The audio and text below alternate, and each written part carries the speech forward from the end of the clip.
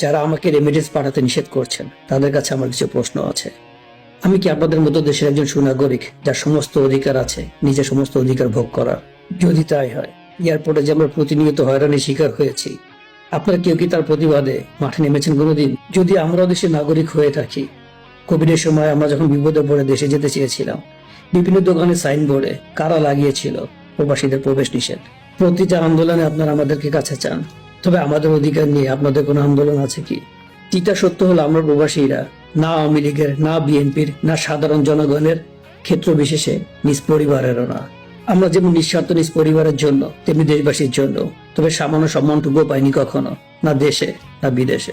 এই দেশে থাকার জন্য সামান্য একটা ডকুমেন্টের জন্য নিজ দেশের এম্বাসি থেকে পাসপোর্ট অফিস পর্যন্ত আমরা শুধুই একজন লেবার। ঘুষ ছাড়া সামান্য একটা ফ্যামিলি সার্টিফিকেট পর্যন্ত নাই, আর ভোটার আইডি কার্ড বা অন্য কোনো ডকুমেন্ট তো দূরের কথা। আজ দেশবাসী আমাদের কাছে চাইছে